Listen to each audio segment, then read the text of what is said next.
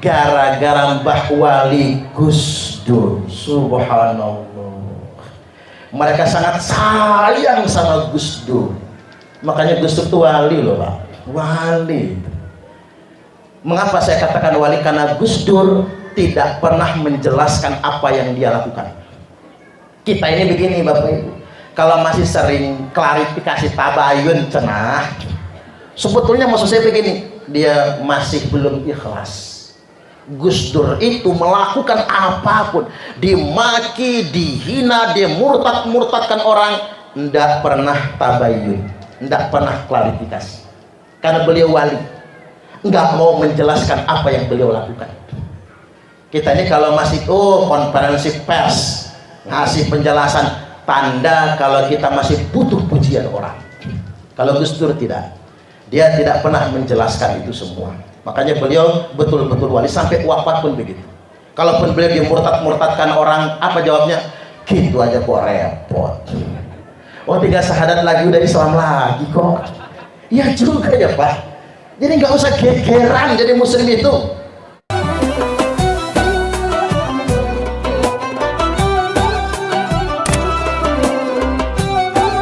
Baik Bapak Ibu hadirin wal hadirat rahimakumullah, kita sekarang ngaji di bulan Rajab. Bulan Rajab ini adalah salah satu bulan haram dari 4 bulan haram, bulan yang dimuliakan oleh Allah Ta'ala. Ngaji di bulan ini bukan cuma ngaji, segala kebaikan yang kita lakukan dilipat gandakan pahalanya. Wa fi Rajab bisab'in, pada bulan Rajab pahalanya dilipat gandakan 70. Wa fi Sya'ban bisab'in mi'ah, dan pada bulan Sya'ban, bulan ruah yang akan datang, akan dilipat gandakan pahalanya 700 kali lipat.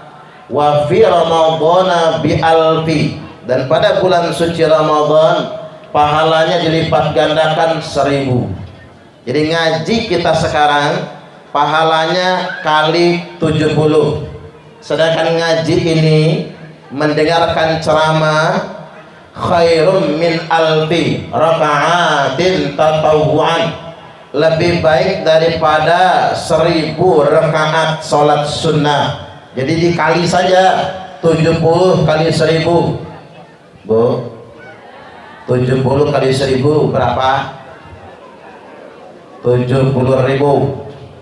Berarti ngaji kita sekarang pahalanya lebih baik daripada 70.000 rakaat sholat sunnah. Nyambung gak nyambung? Mudeng orang mudeng, reti orang reti. Masuk kuping kanan, bablas kuping kiri. Sampai di rumah bapak-bapak tanya, mak ngaji apa tadi? Mbuh ora uruh, lupa semua umpama, nggak ada yang nyangkut satu pun. Misalnya pahalanya tetap lebih baik daripada 70.000 rakaat sholat sunnah. Semoga kita semua mendapatkannya, Allahumma amin.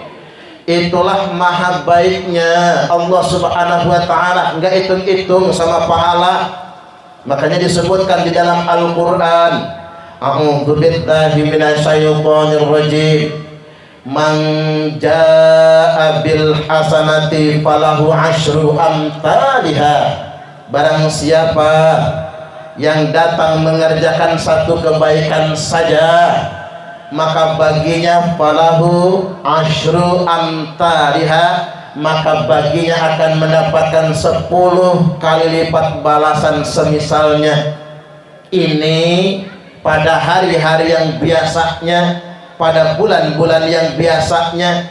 Kalau di bulan Rajab ini enggak 10 tapi 70, pahala dilipat gandakan, mudah bagi Allah.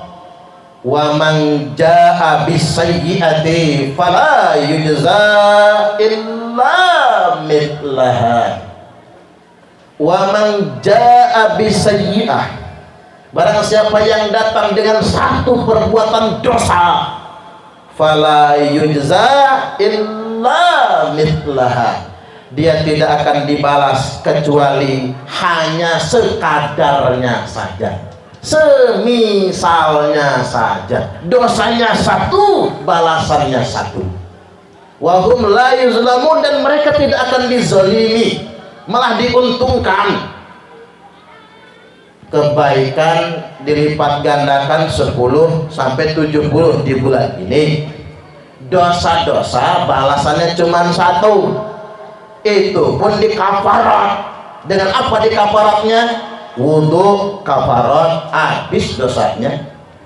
Panjenengan sholat, habis dosanya. Sholat berjamaah, ngucap amin bareng imam, bareng para malaikat, hapus semua dosa-dosanya.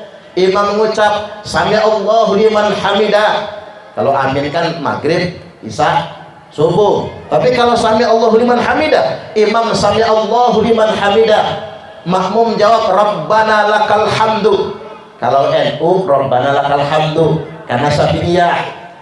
Kalau Muhammadiyah Rabbana walakal hamdu karena Hanabilah. Muhammadiyah banyak ngambil mazhab Hambali, NU banyak ngambil mazhab Syafi'i. Maka kalau NU Rabbana lakal hamdu, kalau Muhammadiyah Rabbana walakal hamdu. Yang benar mana? Benar semua, nggak ada yang salah, benar semua. Yang nggak benar ya nggak sholat. Cocok apa cocok? Nah, saat makmum mengucap Rabbana lakal hamdu, bersamaan dengan Rabbana lakal hamdunya para malaikat, ghufira lahu ma taqaddama min dzambi, dihapuskan, diampuni semua dosa-dosanya yang telah lalu. Jadi nggak mesti nunggu Ramadan, Pak, Bu, nggak mesti nunggu Ramadan. Ghufira lahu ma taqaddama min dzambi, ngejawab Rabbana lakal hamdu saja sudah dihapuskan dosa-dosa. Enggak, saya tanya dulu, kira-kira ibu-ibu ini banyak dosa nggak sih? Banyak. Ini kira-kira ya Bu, banyak dosa jenengan apa dosa saya? Kayaknya banyak ibu-ibu kayaknya Pak. Karena ada keterangan begini, man kathura kalamuhu kathura dunubuhu. Barang siapa yang banyak ngomongnya, dialah yang banyak dosanya. Yang banyak ngomong saya, siapa? Oh, saya ya Pak ya. Waduh, ini kalau sampai zuhur aja banyak betul saya ngomongnya ini. Ya kita semua banyak dosa. Makanya dengan sholat dihapuskan dosa, dengan berjamaah, dengan wudhu kita dihapuskan dosa, dengan Ramadan dihapuskan dosa. Mudah bagi Allah mengampuni dosa kita. Dengan beristighfar 3 kali habis sholat, dihapuskan semua dosa kita, walau dosanya sebanyak buih yang ada di lautan. Mudah bagi Allah. Bahkan jangankan yang ibadah, sakit saja menghapus dosa. Makanya orang yang mati dalam keadaan sakit parah, sakitnya tidak sembuh, maka diyakinkan dia mati tanpa dosa sama sekali. Jangankan yang parah, uang pening pala saja menghapuskan dosa. Pening pala itu Bapak Ibu menghapuskan dosa 40 hari 40 malam. Makanya kalau bisa kita ini paling telat sebulan sekali sakit pala, biar habis dosanya. Ibu-ibu yang masih datang bulan itu menghapus dosa. Makanya yang namanya orang datang bulan PMS cenah, PMS, bad mood, nggak enak, ngambekan, muring-muring, wajar. Karena Allah sedang menghapuskan dosa-dosa. Kecuali nenek-nenek menopause. Mengapa nenek-nenek nggak dikasih haid lagi? Ya dosanya udah habis barangkali. Tapi sumbang sarang kali Mbah Putri ge, kalau sudah nenek-nenek itu Bu dandan jangan kelewatan. Ya kita kayak gini kan normal-normal saja, udah peyot nenek-nenek pakai skincare, tapi mampu fresh care. Jadi kan nggak ngepas, nggak matching kata orang sekarang itu. Ya norak juga lah, udah nenek-nenek, pipinya kerut, pakai bedak pipa, persis kayak orang kurapan nantinya. nggak enak ngelihatnya. Ya biasa saja. Ya bau ya jangan, seger ya bagus, asal jangan berlebih-lebihan. Jadi di bulan Rajab ini pahala kita dilipat gandakan. Semoga kita semua mendapatkannya. Allahumma amin. Wasilah kita dengan ngaji hari ini, saya doakan panjenengan semua yang mendengarkan ceramah dengan seksama masuk surga semua. Panjang umurnya, sehat badannya, lunas hutangnya, muka-muka cicilan, tambah rezekinya, tambah istrinya. Kok bapak-bapak nggak berani amin ya? Tambah solehah istrinya, Allahumma amin. Kemudian Bapak Ibu, Isra wal Mi'raj adalah peristiwa saat Allah Subhanahu wa ta'ala sedang mempertontonkan kekuasaannya. Allah sedang takjub dengan dirinya. Subhanalladzi asra bi'abdihi, maha suci Allah yang dengan kuasanya telah memperjalankan hambanya. Ini Allah sedang takjub dengan dirinya sendiri. Allah sedang sombong, Allah sedang membanggakan diri. Mengapa Allah sombong? Mengapa Allah bangga diri? Mengapa Allah takjub dengan dirinya sendiri? Karena cuman Allah yang boleh sombong. Gitu bagi. Makanya jenengan walaupun sholat tahajud tiap malam, jidatnya nganti kapalan, ngudeng-ngudeng sampai jedut pelapon, janggutnya tekan udel, ibu-ibu pakai kerudung nyengser di tanah saking solehahnya umpama. Tapi ingat, ada takabur, ada sombong di dalam dirinya, walaupun sebesar biji darah, maka haram baginya masuk surga, halal baginya neraka, karena sombong cuman punya Allah. Zaman sekarang ada nggak orang sombong? Banyak. Orang kaya sombong? Banyak. Orang miskin sombong? Tambah banyak. Udah melarat sombong. At-takabburu minal abniya'i qabih. Orang kaya sing sugih sombong iku elek. Walakinnahu minal fuqara'i aqbah. Tetapi yang melarat, yang fakir, yang miskin sombong tambah elek. Yang pintar-pintar sombong elek. Sing goblok sombong tambah elek. Ibu-ibu sing ayu-ayu sombong malah elek. Ibu-ibu sing elek sombong tambah elek. Bu, ada nggak sih orang jelek sombong? Yang mana orangnya? Kalau berani mengacung. Jadi Allah dengan peristiwa Isra wal Mi'raj sedang membanggakan diri, sedang menyombongkan dirinya dengan memperjalankan hambanya Sayyiduna Muhammad sallallahu alaihi wasallam wa ala alihi.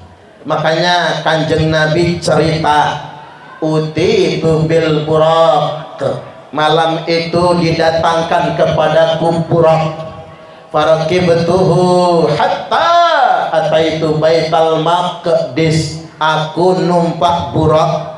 Jadi kalau Isra itu bukan Nabi jalan dewek, Nabi harus numpak buraq.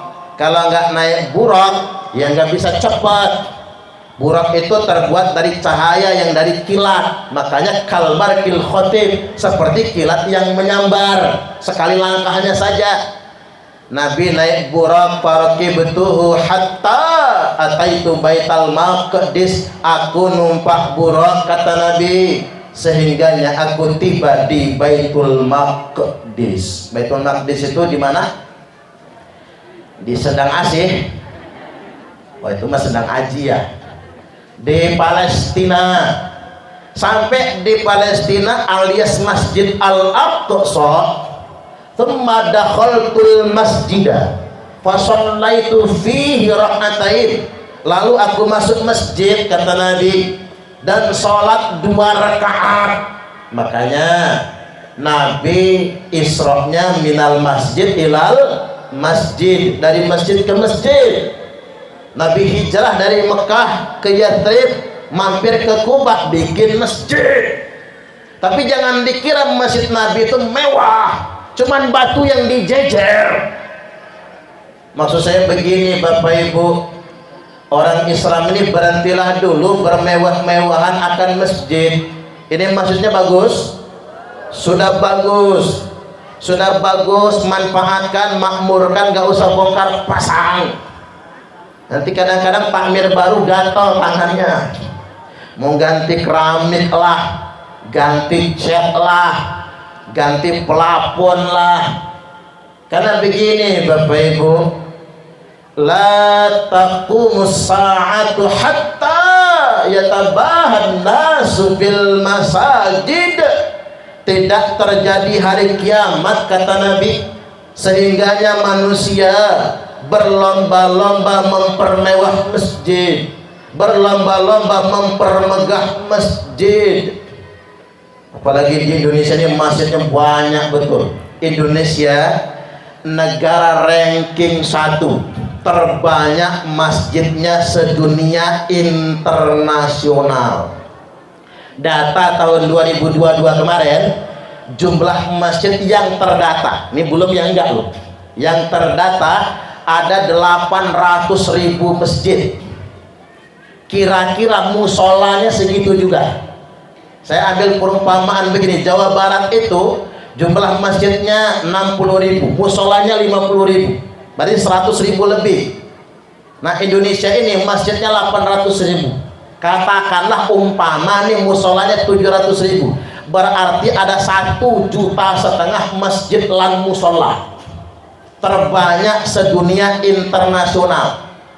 Yang ranking 1 dari semua provinsi Jawa Barat, jumlah masjidnya hampir 60.000. Yang ranking 2 Jawa Tengah, jumlah masjidnya 50.000 lebih. Yang ranking 3 Jawa Timur, 48.000 lebih, hampir 50.000. Yang ranking 4 Sulawesi Selatan, 14.000 masjid. Yang ranking 5 Lampung, kena ranking kita, tepuk tangan dulu, kena ranking kita. Lampung ranking 5 masjid terbanyak se-Indonesia. Itu yang terdata loh, 12.000 masjid di Lampung, bukan musola, masjid. Kalau ditambahkan musola banyak lagi, masjid segini banyaknya. Apalagi di Bandar Lampung itu ada masjid yang cuma 15 meter jaraknya. Saya ingin katakan di sini, dari ratusan ribu jutaan masjid lan musola, rata-rata itu nggak punya IMB loh. Bener kan? Semau-maunya kita ini Pak. Makanya kata orang, pemerintah rejim ini anti-Islam. Kok anti-Islam dari mana? Oh Indonesia ini masjid terbanyak, masjid bebas ngebangun. Coba jangan jalan-jalan ke Arab sono. Di Arab tuh jauh-jauh masjid, dan warga nggak bisa bangun masjid. Walaupun jenengan tanahnya lebar, duitnya banyak, nggak bisa bangun masjid kecuali atas izin pemerintah. Hanya pemerintah yang berhak bangun masjid di sana. Atau nggak usah jauh-jauh lah, merantau nang Malaysia. Ada nggak dari Sedang ke Malaysia? Banyak. Coba Pak jalan-jalan nang Malaysia, masjid berkilo-kilo. Kalau mau Jumatan susah, karena di Malaysia itu kerajaan Islam, nggak bisa sembarangan bangun masjid. Kerajaan yang menentukan. Brunei Darussalam, dari masjid ke masjid 5 kilo jaraknya. Nah mau Jumatan, orang Indonesia yang jadi TKI Pak, kalau mau Jumatan jalan kaki. Syukurnya warga-warga Melayu di Brunei Darussalam itu sengaja bawa mobil ke masjid ngangkutin TKI untuk berangkat Jumat. Segitunya. Bersyukurlah kita di Indonesia, apalagi di kota, 1 RT 1 masjid, 1 RT 3 masjid. Bahkan saya pernah ke Jawa, 1 RT 3 masjid, masjidnya seberangan. Sini masjid, seberang jalan masjid, dua-duanya dipakai Jumatan. Saya tanya, ini kok masjidnya seberangan, dekatan, sama-sama dipakai Jumatan. Iya Ustaz, ini beda. Kalau yang ini Masjid NU PKB, yang seberang Masjid NU P3. Sama NU-nya, sama adzan 2 kalinya, sama kunutnya, tapi beda, satu PKB, satu P3, pisah masjid. Nah, besok-besok kita bikin Masjid NU PDI Perjuangan. Tepuk tangan dulu. Masjid NU Golkar. Alangkah bebasnya kita di Indonesia ini. Syukuri Bapak Ibu, nggak ada negara sebebas Indonesia. Kalau kata TGB, Tuan Guru Bajang, di Arab nggak ada pengajian akbar gue taruh kayak gini, nggak ada. Mengumpulkan massa dalam satu titik, ditangkap, jangan macam-macam. Ada undang-undang larangan berkumpul. Orang boleh di dalam masjid saja, itu pun nggak boleh pakai loudspeaker luar. Nah, tak kasih tahu jenengan biar cerdas sekarang. Nang Arab itu semua negara, 21 negara Arab, loudspeaker luar hanya boleh buat azan 5 waktu. Itu pun tidak boleh lebih dari 100 desibel. Nah, Menteri Agama Gus Yakut bikin aturan. Itu pun aturan lama zaman Pak Harto yang dirilis ulang. Nggak boleh lebih dari 100 desibel, udah benar. Terus nggak boleh berlebih-lebihan, apalagi di kota. Iyalah kalau di kampung nggak masalah, kalau di kota jangan berlebih-lebihan. Ada umat beragama lain dikira anti-Islam, padahal nang Arab, 21 negara Arab, mic speaker luar, loudspeaker toa hanya untuk azan saja, nggak boleh buat ceramah. Yang buat ceramahnya dalam sampai segitunya. Jadi kurang bebas apa kita di Indonesia? Bisa pengajian akbar pakai taruh, bisa di lapangan pengajian akbar tingkat kecamatan, tingkat kabupaten. Kemarin di Sendang ngundang siapa? Handayayat itu mumpuni. Waduh, orang ngapa atau penak. Ngundang mumpuni yang datang bejubel. Mengapa sedemikian rupa? Ini Indonesia. Jajal di Arab, bikin pengajian akbar, ditangkap, dikira mau bugot, dikira mau ngeberontak, mau makar. Enak kan Indonesia?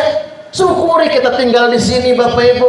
Nah, balik lagi, masjid yang begitu banyak dan megah-megah, mewah-mewah, inilah anugerah buat Indonesia Raya tercinta. Cuman masih ada aib di sana. Apa aibnya? Umat agama lain masih sulit mendirikan rumah ibadah. Itu aibnya. Pak, Bu, kalau ada umat beragama lain mau mendirikan rumah ibadahnya, jangan dilarang, ge. Bener kata Gus Dur, mending di samping rumah kita gereja daripada di samping rumah kita diskotek. Iya, ya. Kalau di samping rumah kita gereja aman, orang datang ke gereja itu ibadah loh. Tapi kalau di samping rumah kita diskotek, bapak-bapak jajal pengen masuk, pura-pura kenduren malam Jumat. Mah, pamit. Mana Pak? Kenduren. Di tempat kenduren mangga nongol ternyata melipir ke diskotek. Yang lebih bahaya itu tempat maksiat. Makanya saya bingung. Ada beberapa kawasan di Indonesia ini mendirikan gereja susah, tapi bikin diskotek gampang. Mendirikan gereja susah, tapi karaokean hiburan malam mudah. Ada apa sih sebenarnya dengan kita? Coba kita lihat kemarin Pak, kejadian di Sidoarjo, semua gereja-gereja dibuka, warga Nahdien dari berbagai macam daerah diterima di gereja, ditumpangi sholat di gereja. Keren kan? Keren itu, ditumpangin sholat di gereja. Bagus, luar biasa. Kelompok sebelah nyinyir semua karena nggak ngerti fikih, makanya nyinyir. Tanda nggak belajar, tanda nggak pondok. Subhanallah, itu luar biasa. Kanjeng Nabi didatangi umat Kristen Bani Najron, 70 orang, 60 orang. Pendetanya, uskupnya, tokoh-tokohnya datang kepada Nabi, datang ke Masjid Nabawi. Faqamu fi masjid Rasulullah sallallahu alaihi wasallam. Mereka mendatangi Masjid Nabawi, yusallun, mereka salat di Masjid Nabawi, minta izin. Minta izin kali Kanjeng Nabi kebaktian. kebaktian beribadah di Masjid Nabawi. Sebagian sahabat bereaksi mau melarang. Apa jawab Nabi? Apa kata Nabi? Da'uhum, biarin kata Nabi, jangan larang mereka kebaktian. Maka mereka fasallahu ilal masyriq, maka mereka sholat menghadap ke arah masyriq, ke arah timur. Orang Islam ibadah ngadep kiblat ke arah maghrib, matahari terbenam. Orang Kristiani menghadap ke arah timur. Ini nggak bisa dihapus loh Pak. Sirah Ibnu Hisam, tafsir Ibnu Katsir, nggak bisa dihapus riwayat ini. Nabi memperbolehkan bagian Masjid Nabawi untuk dijadikan tempat kebaktian. Ya, umat Kristen itu nggak menumpang sholat di masjid, cuman pengen punya rumah ibadah. Ya kok ya diizinkan Bapak Ibu, ya nggak apa-apa. Kita ini jangan salah jadi umat Islam. Nggak ada satu pun dalam Quran dan hadis yang memerintahkan kita melarang umat beragama lain mendirikan rumah ibadah. Sekarang saya tanya, belajar Islam di mana sih mereka-mereka itu? Yang arogan dan kakunya bukan main itu. Jangan sedemikian rupa. Coba kita timbang perasaan. Di Eropa, Amerika banyak gereja tutup. Apa sebab gereja tutup? Karena jemaatnya habis. Di London ada 500 gereja tutup, jemaatnya habis. Ya buat apa punya bangunan gereja tapi nggak ada yang berangkat kebaktian? Nah, 500 gereja tutup tersebut dijual jadi masjid. 423 masjid di London loh, itu bekas gereja. Bayangkan kalian jenengan, yuk kita berhitung. Itu gereja dibeli dijadikan masjid di negara kerajaan Kristen. Kalau kita nyebut Brunei Darussalam kerajaan Islam, Inggris kerajaan Kristen. Jelas kerajaan Kristen Protestan, rajanya Pangeran Charles. London itu ibu kotanya. Nah, gereja berubah menjadi masjid. Bayangkan kalian panjenengan kalau di Indonesia masjid dibeli jadi gereja. Geger se-Indonesia ini bisa demo bersilit-silit, demo berjilid-jilid. Nah, dengan bangganya ngapurang ya, dengan bangganya usap-usap nang Indonesia tepuk dada hebat nang London. Apa? 500 gereja dibeli jadi masjid. Kita tepuk tangan, tapi kita lupa berpikir. Di London gak ada umat Kristen yang gegeran, gak ada umat Kristen yang menghancurkan masjid, gak ada umat Kristen yang melarang orang beribadah ke masjid. Nah, coba kita timbang perasaan, tepo seliro, tenggang rasa. Jangan sementang-mentang kita mayoritas kita jadi sombong dan takabur, maka lantas kemudian kita menjadi arogan. Ya, kita di Indonesia enak bebas bikin masjid. Gimana coba Bapak Ibu kalau kita di tempat yang minoritas, kita bikin masjid dihancurkan orang? Gitu dong timbang perasaan. Ini ilmunya cocok nggak? Nah, ini yang disebut dengan rahmatan lil alamin ini. Makanya para banser nih yang sering dinyinyir orang satpam gereja, nggak apa-apa. Karena para banser ini, hebatnya banser, tidak akan bertindak tanpa komando para kiai. Itu para banser. Kita mengenang Rianto pada misa malam Natal, ada bom di bawah kursi jemaat gereja. Rianto membuang bom itu jauh-jauh, tapi bom meledak di tubuhnya. Rianto mati syahid, dan Rianto pahlawan rahmatan lil alamin. Subhanallah, ini sungguh luar biasa. Inilah keislaman kita yang sesungguhnya Bapak Ibu, Islam yang rahmatan lil alamin. Kita tak perlu mencampur adukan agama karena sudah ada rumusnya, lakum dinukum waliyadin. Tapi kita perlu sebagai masyarakat muslim mayoritas, kita perlu menghadirkan rasa aman kepada umat beragama lain yang jumlahnya minoritas. Itu Islam yang sebenarnya. Termasuk juga nih di Quran disebutkan, wala tasubbul ladzina yad'una min dunillah. Jangan sekali-kali kalian semua mencaci, mencela mereka-mereka yang beragama lain, yang menyembah selain Allah. Jangan menghina Tuhan mereka, jangan menghina agama mereka. Jadi kalau ada Bapak Ibu penceramah, ustadz, mubalik dia menyampaikan agama tapi menghina agama lain, itu bukan ajaran Islam. Di Quran sudah dikatakan haram hukumnya menghina, mencaci agama lain, menghina dan mencaci Tuhan agama lain. Kan begitu? Nggak ditemukan di dalam Al-Quran diktumnya kita diperkenankan menghina agama lain, apalagi menzoliminya. Ada kejadian di Nusa Tenggara Timur, umat Kristen rame-rame, kan mayoritas Kristen di sana. Tapi perlu kasih tahu lah, di NTT partai pemenang pemilu PKB. Di NTT partai pemenang pemilu PKB. Jadi di beberapa kabupaten ketua DPRD-nya orang PKB, tapi agamanya Kristen. Mengapa orang Nusa Tenggara Timur pilihnya PKB? Gara-gara Mbah Wali Gus Dur. Subhanallah, mereka sangat sayang sama Gus Dur. Makanya Gus Dur itu wali loh Pak, wali. Mengapa saya katakan wali? Karena Gus Dur tidak pernah menjelaskan apa yang dia lakukan. Kita ini begini Bapak Ibu, kalau masih sering klarifikasi tabayun cenah, sebetulnya maksud saya begini, dia masih belum ikhlas. Gus Dur itu melakukan apapun, dimaki, dihina, dia murtad-murtadkan orang, tidak pernah tabayun, tidak pernah klarifikasi, karena beliau wali, nggak mau menjelaskan apa yang beliau lakukan. Kita ini kalau masih konferensi pers ngasih penjelasan, tanda kalau kita masih butuh pujian orang. Kalau Gus Dur tidak, dia tidak pernah menjelaskan itu semua. Makanya beliau betul-betul wali sampai wafat pun begitu. Kalaupun beliau dimurtad-murtadkan orang, apa jawabnya? Gitu aja kok repot. Oh 3 syahadat lagi udah Islam lagi kok. Ya juga ya Pak. Jadi nggak usah gegeran jadi muslim itu.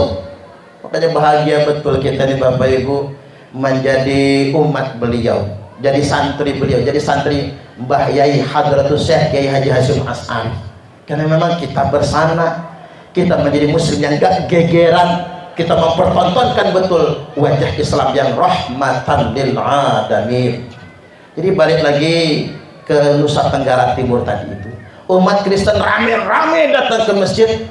Mau apa? Minta izin kali Pak Amir masjid, Pak Ustadz minta izin, masjid mau kami bakar. Kok kaget Ustadznya? Lo kok bisa? Gimana ceritanya ini? Izin mau kami bakar, tapi nanti habis kami bakar, kami bangun lebih bagus lagi. Lu ngapa? Kami cuma ingin tahu Bu, ya orang Islam yang mayoritas di provinsi lain itu jangan ngebakar gereja, kata dia. Kalau mereka bisa bakar gereja, kami juga di sini bisa bakar masjid. Kata ustadznya, ya udah kalau begitu bakarlah dulu.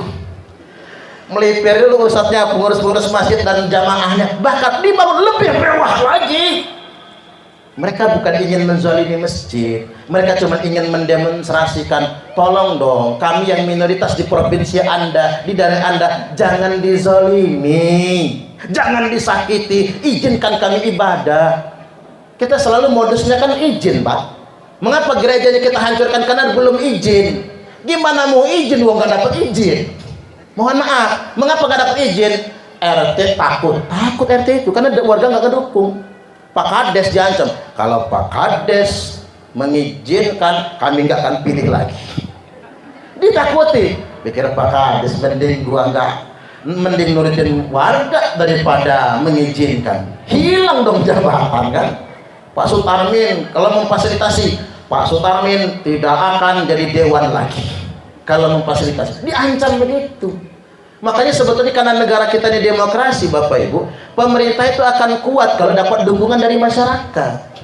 Pemerintah lemah kalau masyarakatnya bereaksi yang sebaliknya, resisten. Jadi jangan sampai sedemikian rupa. Kita maklumi, mereka juga ngapain bikin rumah ibadah kalau mubazir, kalau nggak ada jemaatnya nggak mungkin. Ya tadi tutup kayak di London nantinya kalau bikin tanpa jemaah. Mereka memang membutuhkannya. Jadi ini penting buat wawasan bagi kita semua. Memang Islam sama sekali tidak melarang itu semua. Jadi balik lagi, entah kemudian ketika masjid di Indonesia ini sudah terbanyak sedunia internasional, bikin masjid mudah tanpa izin, saya lagi Satu-satunya negara yang boleh mendirikan masjid tanpa izin hanya Indonesia Raya tercinta. Hanya Indonesia, yang lain bebas-bebas semua. Jadi Bapak Ibu, walaupun kita bebas bikin masjid, tapi ingat jangan bermewah-mewahan. Kata Gus Baha itu memang mampu membahasakan ilmu yang sangat tinggi menjadi bahasa yang sederhana. Kata Gus Baha, hati-hati dengan audit syar'i. Orang kaya hanya mau infak untuk bangun masjid, padahal ada waktu tertentu lebih baik dia nyantun tetangganya yang gak kebeli beras daripada dia nyumbang masjid loh. Apalagi masjid yang sudah bongkar pasang. Jangan salah, penting mana kita bikin masjid jadi mewah dengan bantu sahriyah santri di pondok pesantren, ngirim anak-anak tetangga kita yang sedang nyantri. Gara-gara emak bapaknya melarat, si santri nggak dapat kiriman, akhirnya nyuri softtek temennya.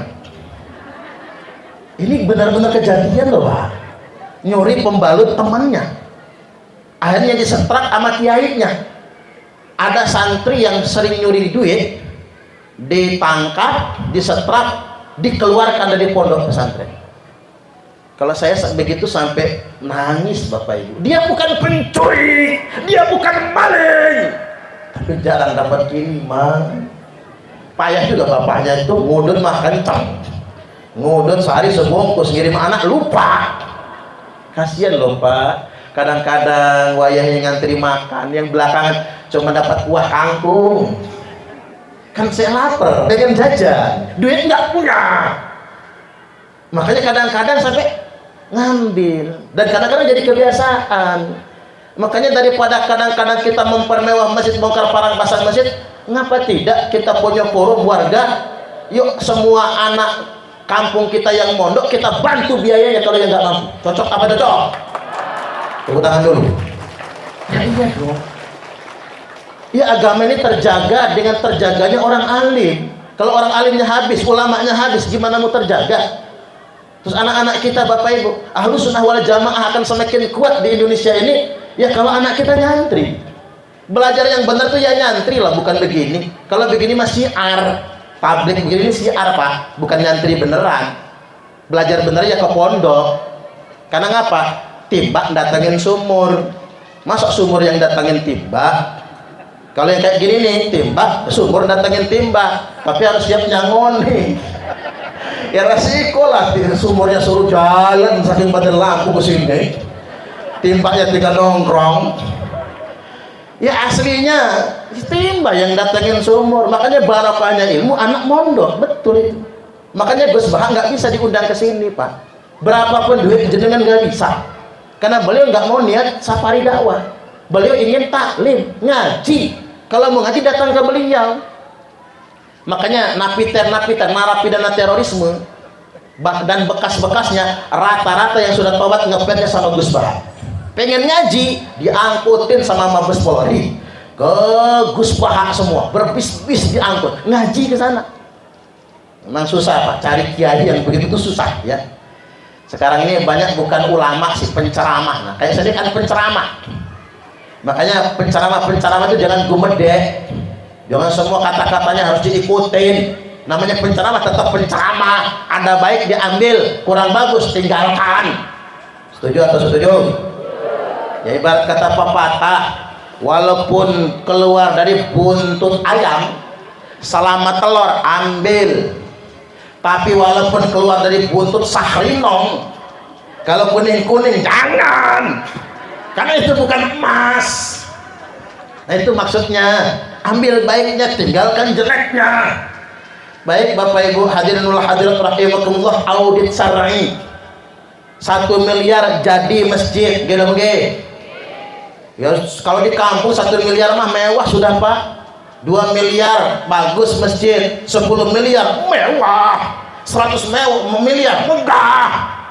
Maksud saya mengkritik kemarin Jawa Barat itu membangun masjid 1 triliun pakai dana APBD loh, bukan bantuan dari Uni Emirat Arab, bukan saudagar minyak. dari Arab Saudi. Kalau mengapa saya nggak mengkritik kubah emas? Karena yang bangun kubah emas bukan pemerintah. Yang bangun kubah emas Ibu Dian Al-Mahri, bos minyak dari Arab Saudi. Jadi TKW nikah sama orang Arab, orang Arabnya sugih, mati, dapat warisan. Makanya yang masih nom-nom rondo-rondo anyaran merantau ke Arab. Siapa tahu dikawin sama bos minyak. Iya dong, ya nggak apa-apa, halal ini. Jadi boleh saja duit pribadi dia, tidak masalah. Tapi kalau 1 triliun duit APBD itu kan uang rak, ya. 1 triliun itu 1000 miliar, Bu. Nolnya berapa 1000 miliar itu? Coba jenengan jajal ketik nang kalkulator. Error kalkulatornya. Wong. Error tulisannya. Kebanyakan nolnya. Jadi 1000 miliar itu atau 1 triliun itu nolnya 12. Semakin banyaknya. Sedangkan di Jawa Barat masih banyak yang lapar, masih banyak yang nggak bisa bayar daftar ulang anak sekolah, masih banyak mahasiswa yang mesti cuti karena nggak bisa bayar SPP semesteran, masih banyak yang nggak kebeli beras, masih banyak jembatan putus mau berangkat ke sekolah, nyebrang sungai pakai jembatan gantung. Ini fakta. Jangan menggunakan dana uang rakyat untuk kepentingan yang mubazir. Makanya jangan bermegah-megahan dalam hidup. Hidup yang paling enak itu bersyukur, hidup sederhana, bersyukur, nggak punya utang. Kemarin kalau tidak salah di Sendang Mukti sudah saya sampaikan, penyebab penyakit bukan makanan, maka jangan terlalu banyak pantangan. Tapi penyebab penyakit itu pikiran, dan pikiran yang paling membebani adalah cicilan. Tepuk tangan dulu. Maka hidup sederhana itu enak daripada ketiban nyicil, rumah nyicil, mobil nyicil, motor nyicil, kulkas nyicil, sprint bed nyicil, baskom nyicil, seragam pengajian nyicil, mana nggak lunas lagi ya. Hidup ini sederhana, nggak usah berlebih-lebihan, lagi ada ya nabung, berbagi dengan sesama, itu kan indah. Jangan berhutang. Yang ekonominya lebih, takdirnya kaya, yang penting jangan pamer. Iya, duit dia kayak artis tuh beli tas harga 1,5 miliar, nggak satu lagi sampai puluhan tasnya, paling murah harganya 50 juta. Belum lagi ada yang beli bathtub. Tahu bathtub nggak, Bu? Bak mandi loh, Bu. Bak mandi itu harganya 3 miliar, Pak. Allahu Akbar. Mobilnya berjejer di garasi yang selebar halaman. Mobil mahal yang harganya di atas 1 miliar semua. Lalu dijadikan konten, diupload kemana-mana. Duit dia, harta dia. Tapi mbok ya jangan pamer. Mengapa jangan pamer? Jangan pamer kekayaan di tengah-tengah orang miskin. Jangan pamer kesenangan di tengah-tengah orang yang susah. Jangan pamer perut kenyang di samping orang yang lapar. Jangan pamer kesehatan di dekat orang yang sakit. Jangan dekat orang stroke bengek. Pamer makan enak sate, habis 2 porsi umpama. Jangan pamer nikmat sehat di dekat orang yang sakit, itu menyakitkan. Jangan pamer kemesraan di dekat orang yang jomblo. Ini banser jomblo ya. Allahu Akbar. Ya hak dia, tapi nggak pada tempatnya. Sesuatu yang kata dia baik akan jadi jahat ketika ditempatkan bukan pada tempat yang sesungguhnya. Yuk kita di zaman sekarang ini pikirkan berbagi. Kalau kata Syekh Abdul Qadir Al-Jailani, sesuap nasi yang engkau masukkan ke dalam perut orang yang lapar itu lebih baik daripada membangun 1000 masjid jami'. Sesuap nasi. Orang kaya bolak-balik umroh dengan alasan rindu rumah Allah, padahal Allah lebih rindu dengan orang kaya yang berbagi dengan fakir miskin. Cocok apa cocok? Ya gara-gara saya ceramah begini Bapak Ibu, warga Bandung WA saya, dia nonton di YouTube, Ustadz saya mendukung Ustadz mengkritik Masjid Al-Jabar karena saya sendiri Ustadz tinggal di samping masjid, tapi saya sudah 3 hari nggak kebeli beras, makan mintanya sama marbot, tolong si Ustadz beli beras, ini ketempuan saya kirim 200 ribuan ya Pak buat beli beras. Ya jangan sampai jargoni iso ujar ra iso ngelakoni. Nah ini Bapak Ibu, kita harus praktek berbagi dengan sesama. Yang namanya infak jariyah, namanya sedekah qardun hasanah, tidak mesti selalu dalam bentuk membangun fisik masjid. Kalau masjid sudah bagus begini, megah begini, sudah kita pikirkan kebutuhan umat yang lainnya. Baik, yang selanjutnya, tsumma dakhaltul masjidah fa shallaitu fihi rak'atain. Aku masuk masjid kata Nabi dan salat 2 rakaat. Tsumma kharajtu, kemudian aku keluar masjid nang beranda.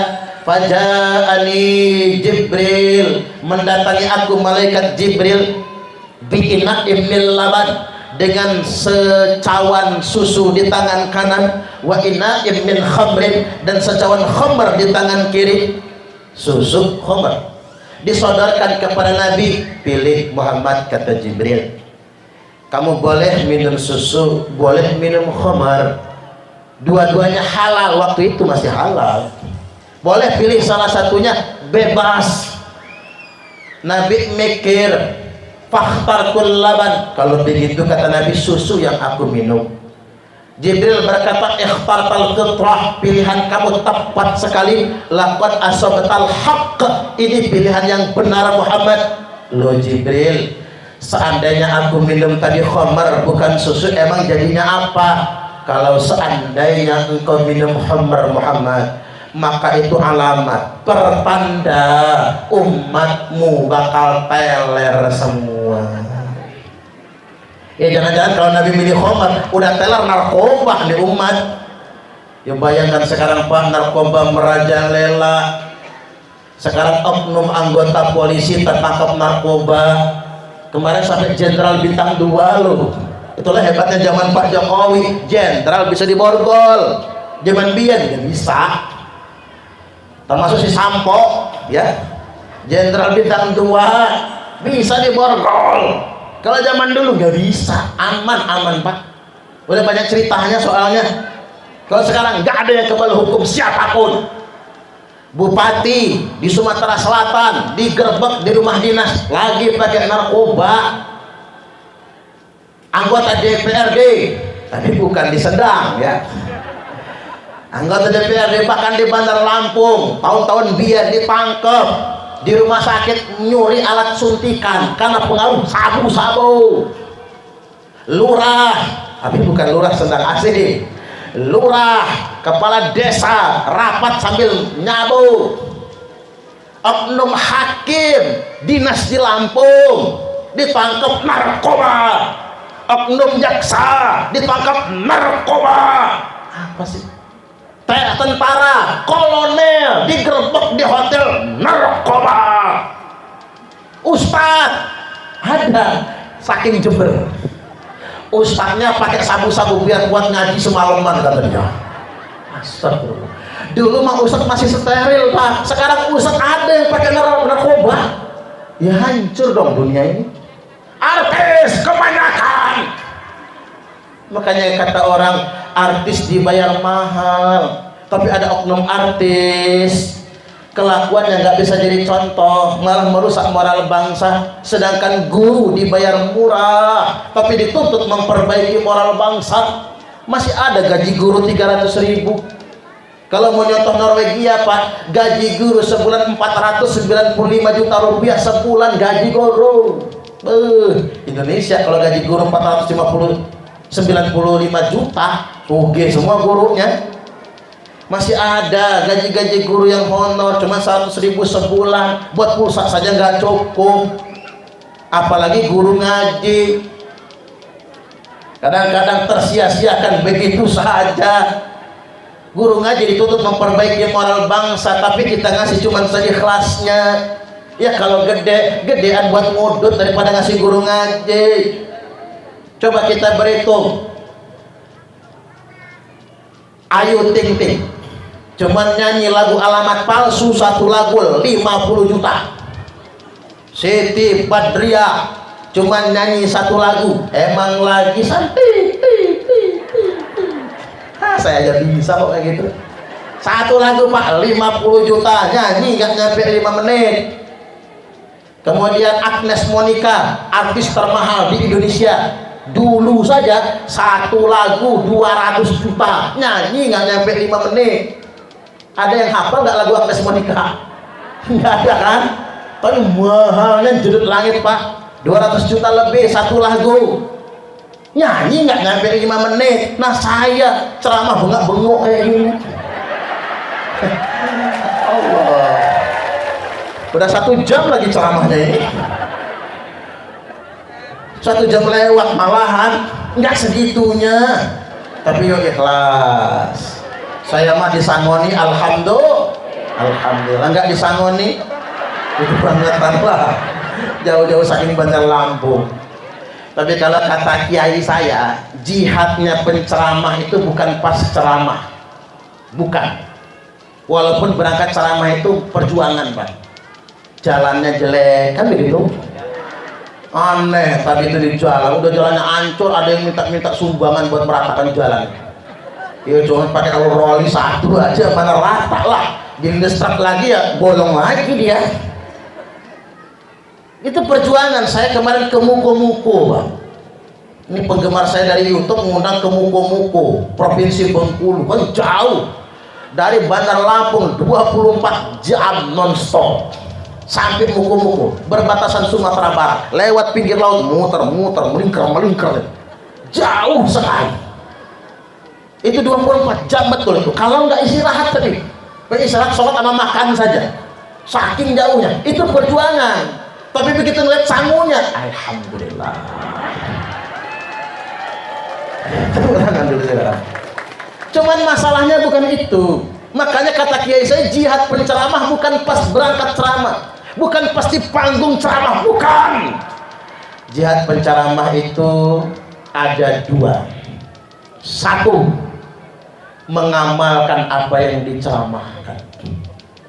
Karena kita ini kalau sudah kakian cangkem itu Bapak Ibu, ngomong sih licin kayak diolit mulut itu kalau ngomong, tapi ngamal yang berat itu Pak. Ini saya menceramahi diri sendiri ya, mengamalkan apa yang saya katakan itu yang berat Bapak Ibu. Yang kedua, jihad penceramah itu kalau mangkat ceramah Pak pulang lupa disangoni. Nah itu jihad beneran itu. Jangan sekali-kali WA panitia, ada yang lupa enggak ya, nggak jadi jihadnya. Tapi panitia jangan pura-pura lupa lah, dosa. Saya pernah kejadian itu Pak, ceritanya nih ceramah nang Lampung Timur, jalan masih hancur, Supami dulu. Berjam-jam, 4 jam baru sampai lokasi, 5 jam Bapak Ibu. Ceramah di sana, pas sampai lokasi, kata panitia, kami nggak ngundang Pak Kiai loh. Loh, kok bisa? Itu kiainya ada dari Metro. Begitu saya cek lagi yang ngundang saya kadesnya. Mana kadesnya? Kadesnya kabur, gak tanggung jawab. Akhirnya pulang, saya udah mikir jalan godaan setan, bensin sekian. Ini mobil kotor, nyuci setim sekian. Makan di jalan sekian, ngasih supir sekian. Udah godaan setan. Udahlah, mudah-mudahan nanti malam Allah ganti. Kan di Bandar Lampung ada jadwal ceramah. Pulang istirahat, malam ceramah di Jalan Antasari. Pulang ceramah Bapak Ibu, panitia lupa nyangun. Saya pulang ke rumah, duduk di kamar itu, apalah dosa saya ini ya. Kok hari ini apes tenang. Dan anehnya lagi, sampai detik ini panitianya masih lupa juga. Padahal saya berharap panitia inget sih, kan begitu. Nah itu Pak, Allah sedang ngetes saya. Salah kamu Man, ngapa kamu nggak ikhlas? Iya teguran kan.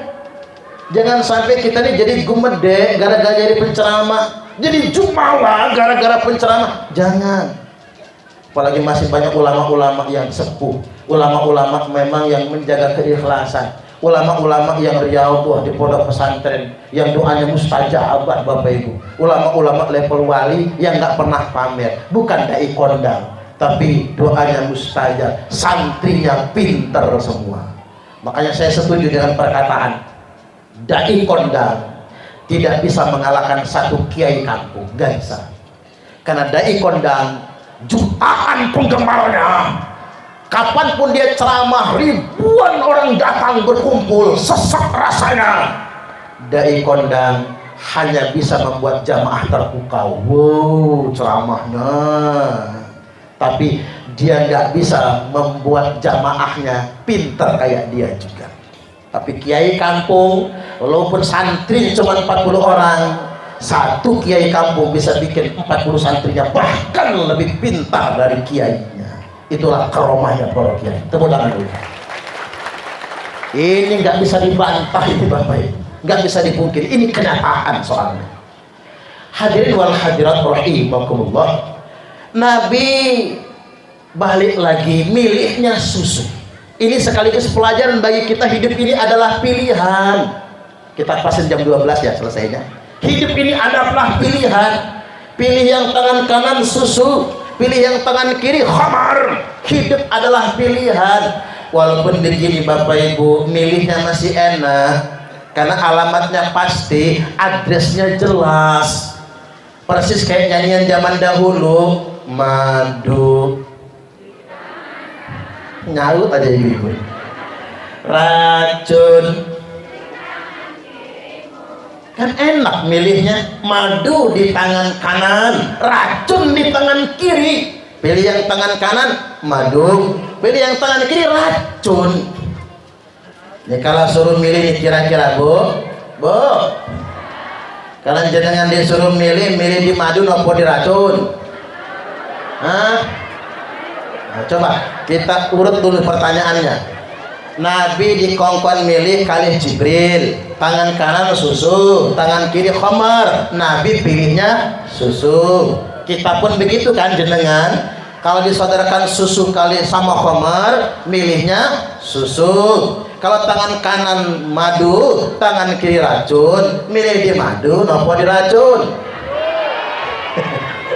Ada yang nyeletuk racun katanya. Enggak dua-duanya ya Bu ya. Milih di madu makan mati, di racun mati. Artinya milihnya masih enak karena pasti tangan kanan madu, tangan kiri racun. Yang repot ini begini Bapak Ibu, kalau talbis campur, talbisul haqq bil batil, campur aduk yang hak sama yang batil. Madu campur racun, khamar campur susu, ibarat air campur bensin. Air campur bensin repot, diminum manusia mabok, diminum motor mogok, nggak ada benernya. Talbis campur aduk. Yang lebih bahaya lagi talapi. Tahu talapi? Temannya salapi Pak. Tahu salapi gitu. Talapi niku temannya salapi. Talapi niku kelanjutan salapi, alias salah pikir. Talapi, apa itu talapi? Kamuflase. Tampilannya malaikat, dalamnya belis. Itu kamuflase namanya. Tampilannya malaikat, dalamnya genderuwo. Tampangnya islami tapi tukang caci maki. Jubahnya sunnah tapi tukang fitnah, rajin mengaji tapi tukang ngerumpi. Di sono banyak, di Sendang pusatnya. Ini talapi namanya, kamuflase. Kalau kata orang Palembang waluyo, ada Pak Waluyo nggak? Ngapurung ya kalau ada, ngapurung ya. Waluyo. Kalau kata orang Palembang namanya waluyo, wajah lugu ati buayo. Itu waluyo Palembang. Kalau waluyo Jawa mah enggak, kalem lembut beneran. Jadi hati-hati dengan zaman sekarang, banyak orang mengkamuflase agama. Maksudnya Pak Bu, agama cuma dijadikan alat politik. Saya kasih tahu sama semua partai politik, jangan sekali-kali jualan agama. Agama bukan baju politik, agama bukan identitas politik, tapi agama adalah moral politik. Kali Pak Sutarmin, kali Pak Warsito, kan pejabat semua pejabat, kader-kader NU yang berpolitik, silahkan jenengan mau berpolitik di partai manapun, karena politik itu propak, urusan dunia, nggak perlu dilabel-labelin agama. Nggak penting apa partainya, yang penting jadi apapun panjenengan jujur. Kalau nggak punya integritas, ditangkap KPK, Haji Sutarmin, ditangkap KPK, Haji Warsito, Haji yang disebut, mana pakai peci lagi kalau sidang gitu ya, pakai peci putih, malu-maluin orang Islam. Nggak penting apa partai, yang penting kalau jadi muslim yang jujur, berintegritas, itu yang penting. Kalau kata Pak Ganjar Pranowo, revolusi mental tanpa kejujuran mental.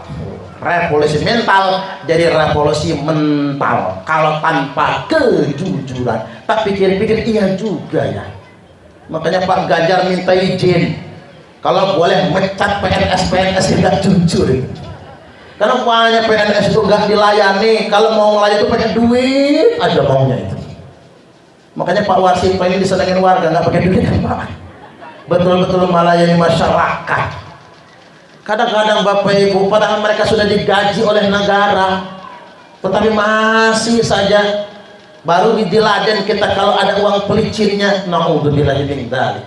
Baik, saya lanjutkan Bapak Ibu. Yang berikutnya sedikit lagi. Tsumma urija bina ila sama'id dunya. Kemudian kami dibawa naik ke langit dunia. Singkat cerita, fastaftaha Jibril. Jibril minta dibukakan pintu. Fafutiha lana, dibukakan pintu langit yang pertama. Fa idza ana bi Adam alaihi salam. Ketika itu saya berjumpa Nabi Adam, disambut farhaba bi wa da'a li bi khair. Sambut Nabi Adam, ngobrol-ngobrol. Di sebelah kanan Nabi Adam banyak bayangan-bayangan putih, di sebelah kirinya banyak bayangan hitam. Yang sebelah kanan tuh siapa ya? Jibril, ashabul yamin, golongan kanan calon penghuni surga, semoga kita diantaranya, amin. Yang sebelah kiri Jibril, ashabus shimal, golongan neraka, golongan kiri. Nabi sempat waktu perjam itu, mi'raj itu Bapak Ibu, kunjung ke surga. Wa talaqtu fil jannati fa ra'aitu aktsara ahliha al-fuqara. Aku kunjung ke surga, kata Nabi, diajak ke sana, aku lihat di surga kebanyakan penghuninya orang fakir. Jadi yang fakir-fakir, yang miskin-miskin banyak masuk surga, yang sugih-sugih belakangan. Makanya Pak Sutarmin belakangan karena sugih. Makanya jenengan yang sugih-sugih pengen masuk surga duluan, tapi sudah terlanjur kaya, nggak usah khawatir. Yang sudah terlanjur kaya tapi pengen masuk surga duluan, hartanya kumpulin kasih ke saya, biar saya yang belakangan. Enak aja, nggak apa-apa. Orang kaya bisa mulia kalau hartanya digunakan untuk di jalan Allah. Wa talaqtu fin nari faraitu aktsara ahlihan nisa. Dan aku kunjung ke neraka, kata Nabi. Waktu aku diajak jalan-jalan ke neraka, aku lihat penghuni neraka rata-rata wanita. Bu, mau masuk surga enggak? Harus tahu sebabnya mengapa wanita banyak masuk neraka. Pengen tahu tidak? Tahu aja apa tahu banget? Tak kasih tahu ya. Wanita banyak masuk neraka, satu, gara-gara kurang syukur kepada suami. Makanya Bu, kalau ibu-ibu pengen masuk surga, kalau dikasih suami uang belanja 30 juta sebulan, nerimo. Ya iyalah kalau segitu mah. Lagi pula Pak, sekali-kali ngasih duit ya sama istri itu, mama, di sini pakai mama kan? Ya, jangan main terus Pak Katro. Mama, ada apa Papa? Lenggah dulu, duduk sini. Kirain mau kena marah, rogoh kantong kanan Pak, banting 15 juta. Ceger. Ini uang apa Papa? Ini uang belanja mama, gue tutup beras, bayar listrik, beli gas, ongkos anak sekolah, cicilan motor, cicilan kulkas, seragam pengajian, cukup mama. Malah turah papa. Ya kalau turahnya ambil sama mama, hebat. Makanya pak, kalau turah jangan diambil lagi, kasihin sama istri. Senang kan istri. Istri balik badan mau ke dapur, nanti dulu mama, masih ada yang kurang. Apalagi papa, roda kantong yang kiri banting lagi 15 juta. Ceger. Ini uang apa lagi papa? Ini bonus untuk mama. Terserah mau dibawa ke Prengsewu, Nopo Bandar Jaya, Nopo Bandar Lampung, habisin. Jangan pulang kalau nggak habis. 15 juta uang belanja, 15 juta bonus khusus buat istri, 30 juta. Mau nggak bu? Ngimpi kejadian langit bu. Cuman kalau ada pak, kalau ada ya jangan pelit. Karena perempuan itu paling sebel sama laki-laki yang pelit dan suka mengungkit-ungkit. Bener bu? Tepuk tangan dulu. Rasain lo. Makanya jangan suka ngungkit. Yang kedua, mengapa perempuan banyak masuk neraka? Karena perempuan durhaka dengan suami. Ibu-ibu kalau pengen masuk surga gampang, taat manut sama suami. Tapi kalau pengen masuk neraka gampang, bu, tak ajarin. Pengen betul masuk neraka, ngelawanlah sama suami. Suami lagi tidur, bu, sepak palanya. Gratis masuk nerakanya. Kan gampang, simple. Kalau cuma cari surga mah gampang. Manut suami surga. Ibu-ibu nyucuk tangan suami sama seperti 70 kali cium hajar aswad. Apalagi suaminya ireng kayak patah wajah itu.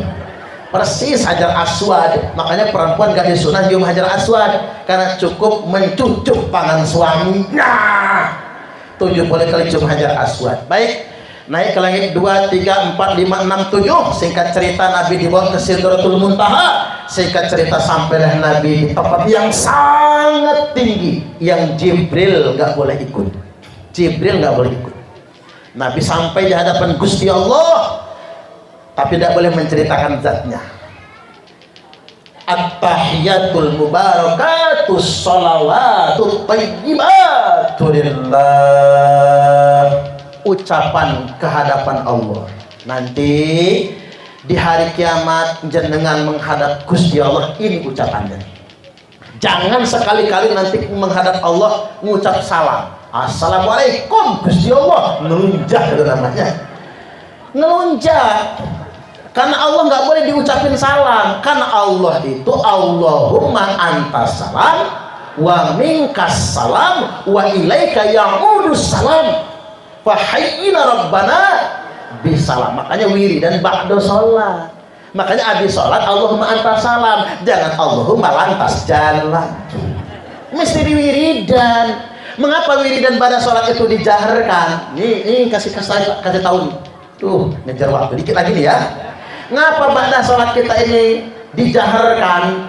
Karena an-narum as-sauti bidikri hina yang saripun nasu minal maktubah karena ana ahdin nabi sallallahu alaihi wasallam. Anna raf'as-saut, sesungguhnya mengeraskan suara, menjaharkan suara, bidzikri, dalam rangka berzikir, hina yang sarifuna minal maktubah, ketika orang-orang selesai mengerjakan sholat 5 waktu berjamaah di masjid. Karena ana ahdin nabi sallallahu alaihi wasallam, inilah yang dikerjakan sejak zaman Nabi sallallahu alaihi wasallam. Sahih Al-Bukhari nomor hadis 841, Sahih Muslim nomor hadis 583, Sahih muttafaqun alaih.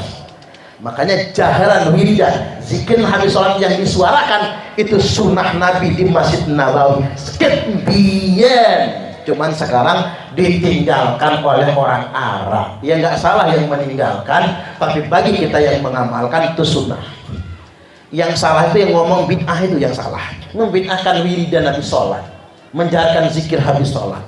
Nah, Nabi mengucap tahiyat, Allah menjawab assalamualaikum ayyuhan nabi wa rahmatullahi wa barakatuh.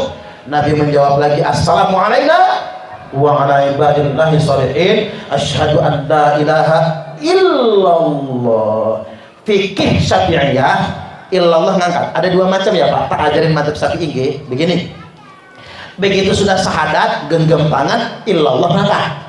Atau yang kedua, begini, jempol ketemu jari tengah, tunjuknya turun, begini ya, illallah ngangkat. Niki madzhab Syafi'i. Madzhab Hanafi begini, nggak digenggam ya, madzhab Hanafi, la ilaha illallah turun. Madzhab Hambali dari atahiyat diangkat, tuing dari atahiyat. Ini madzhab Hambali.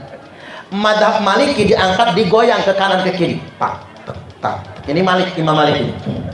Zaman sekarang yang niru salah, atas bawah, wong. Ada lagi yang muter-muter, wong, muter-muter.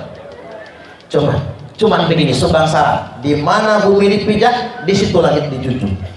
Jangan kayak kawan saya pulang merantau di kampung goyang-goyang, sama anaknya ditangkap, dilepas. Goyang-goyang lagi, tangkap, dilepas lagi.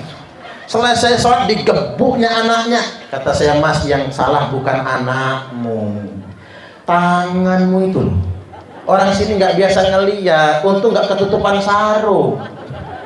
Kalau ketutupan sarung apa sangkaan orang ya? Orang jadi seudon kan? Makanya nggak usah aneh-aneh lah Bapak Ibu itu. Amalkan saja yang umum-umum saja. Termasuk begini, saya ambil contoh ini.